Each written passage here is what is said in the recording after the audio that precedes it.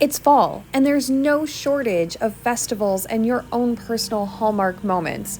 So why should you stop at this one, which I think is the most whimsical and adorable festival in all of Northwest Indiana? Well, come with me, then you can see for yourself.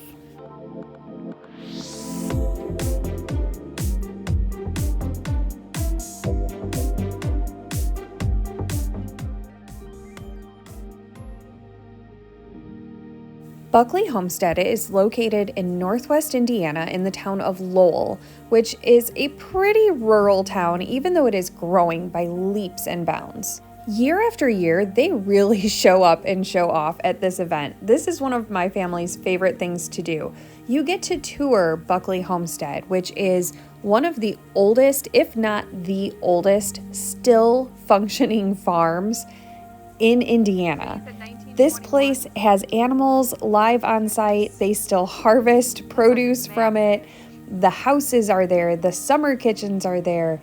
Everything is still there, like the Buckleys themselves could just move right back in. During Fall Fest, they do switch things up a little bit from when they do like their Sleepy Hollow, or there was a winter festival for a few years as well. I'm hoping that one returns. But during their Fall Fest, you can see all kinds of old tractors. The ones that Caroline was just standing in was from the early 1920s. I think he said 1921. And it's just so cool to see these big steam engines and things that we don't see anymore. But this was a normal way of life. They do historical reenactments with like Old West cowboys and stuff like that. And you get to go into the old barns. They do have these vendors set up that are like handcrafting things, and while you're in there, there is live music via a banjo.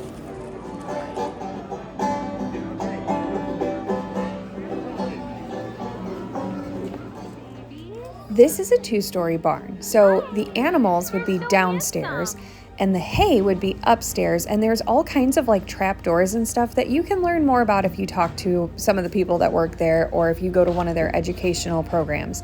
So I went downstairs and was checking out like the cows and the chickens and the bunny, and I noticed that there was somebody behind this corner. It's for the cows. Hi! I didn't realize there was anybody back here. Your glass gem, and I found one half, so you guys can go digging, but I don't know where it is. Yes. So we're gonna have everyone put their corn in our hopper right here. So we're all gonna do it as one big batch. So everyone put it in. And whoever is strongest, I want your help. I'm gonna go with you because I love your energy. So what we're gonna do is we're going to rotate our wheel this way. And there are moving parts, so watch your fingers. But keep rotating your wheel. You're gonna know you're done when you hear no more corn. But point that line in here, the actual kernels are gonna come out of the bottom. The empty cobs are going to come out the end. I want you to rotate that wheel. Yeah.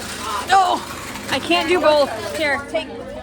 After we went ahead and made our ground corn, I guess that would be like cornmeal, we did stop to pay a little bit more attention to the animals. I love me a cow.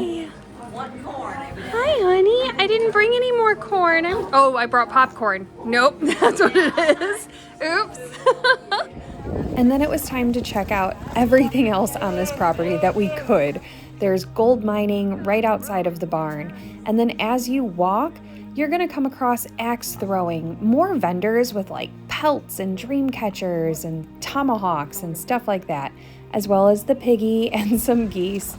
Now, if you are a person who has mobility issues, they do have hay rides during portions of the property that can help you get around, but you should know that it is off the beaten path quite a bit, and there is quite a bit of walking. There's also places that you can stop and rest. But if you are somebody that is going through a season where you have a lot of pain walking on uneven ground, maybe bring a wheelchair or something. Your kids are definitely not going to be bored, and if they're around, maybe cover their ears for this. But this whole event is actually really educational. So if you are a homeschooler, I feel like if you stopped at a lot of these different places, this counts as a school day for you. This is a history lesson, which is really, really cool. But there's all kinds of activities for them to take part in. Some things ask for a donation, some things are $1 or $2, like the gold mining, but a lot of it is free. So you pay your $5 to get into the entire event, and then you walk around all day if you want. This particular stop in the festival is always one of my favorites. This is a military camp followers family.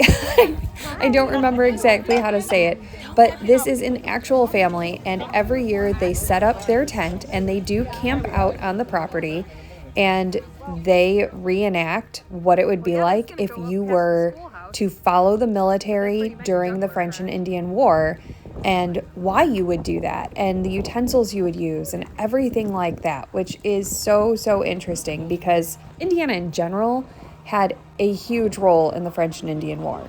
And that is my quick little tour on what I think is the most whimsical, historical fall festival in Northwest Indiana, and I really hope you get a chance to stop by and check it out.